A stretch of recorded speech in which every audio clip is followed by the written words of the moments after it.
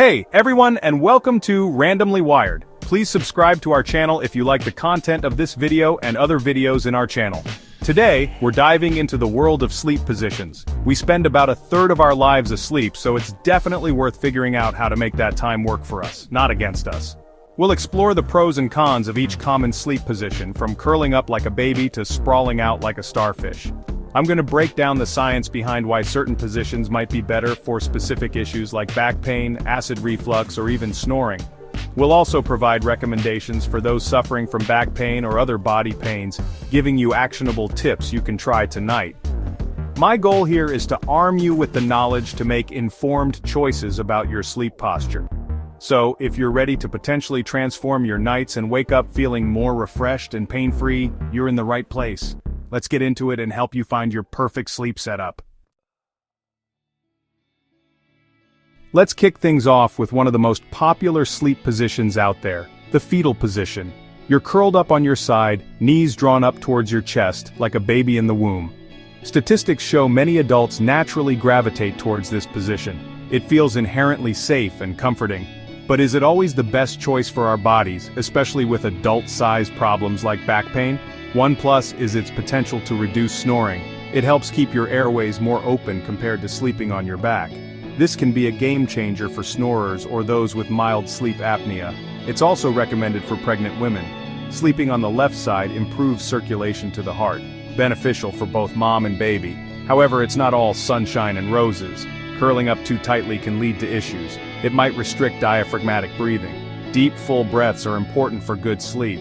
Another downside is joint pain and stiffness. Holding joints in a flexed position can lead to morning soreness. To mitigate drawbacks, make simple adjustments. Aim for a more relaxed, looser fetal position. Placing a pillow between your knees can help. It keeps your hips, pelvis, and spine in better alignment. Consider your head pillow as well. You need a pillow that fills the space between your ear and the mattress. So who is the fetal position best for? Great for snorers, pregnant women, and those who find it comforting. If you have joint pain or curl up tightly, explore modifications. Listen to your body. If you wake up stiff or sore, investigate your sleep posture. The fetal position has its trade-offs. Find the sweet spot with a supportive pillow to maximize comfort. Next up, let's talk about sleeping on your back, also known as the supine position. For many, this is considered the gold standard for spinal health, and there's a lot of truth to that. When you lie on your back, assuming you have a supportive mattress and the right pillow setup, your spine can maintain a more neutral alignment.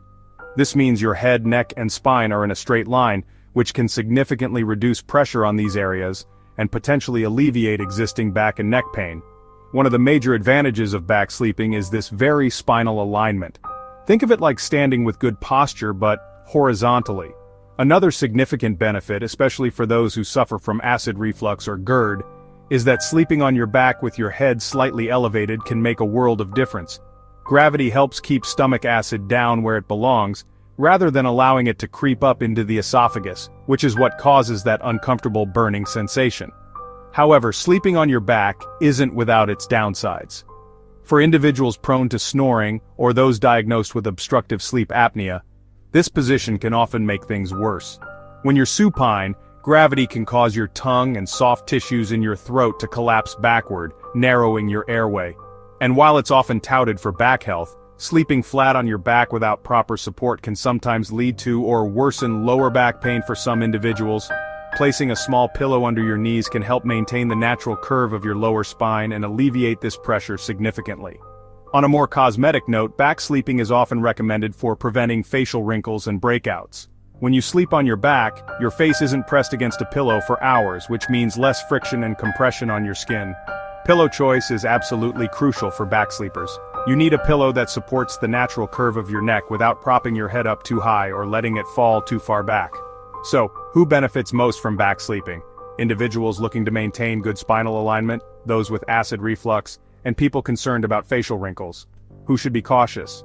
Snorers, those with sleep apnea, and some individuals with lower back pain unless they use a knee pillow. In summary, sleeping on your back offers compelling benefits for spinal health and acid reflux management. However, it can be problematic for breathing issues like snoring and sleep apnea, and may require modifications like a pillow under the knees to ensure lower back comfort. Alright, let's shift gears and talk about side sleeping. Side sleeping is incredibly common and has many benefits. Sleeping on your left side aids digestion and reduces heartburn. It's also recommended during pregnancy for better circulation. However, it can cause shoulder and hip pain if not managed well. The right pillow is crucial for maintaining spinal alignment. A knee pillow can further enhance comfort and alignment. Listen to your body. Adjust your setup if you experience pain.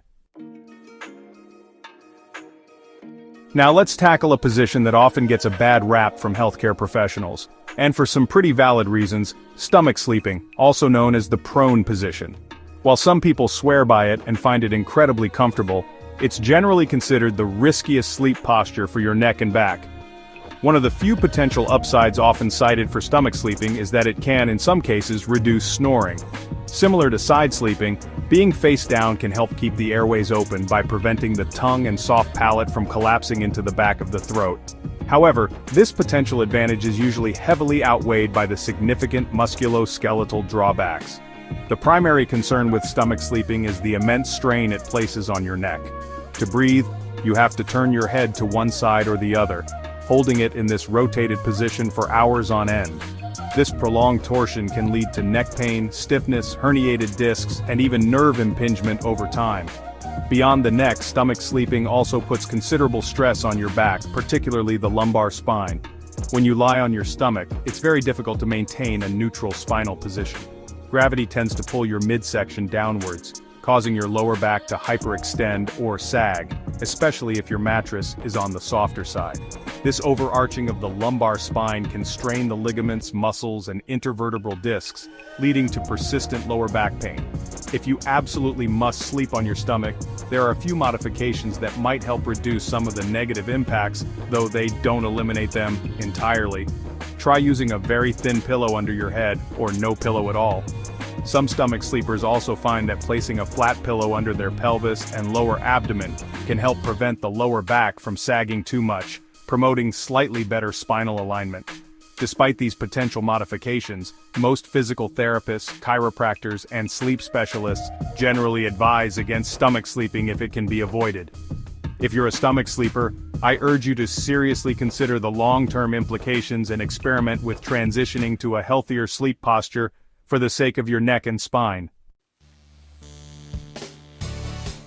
Finally, let's look at a less common but still noteworthy position, the starfish. This is essentially a variation of back sleeping where you lie on your back with your arms stretched up above your head, resembling a starfish shape.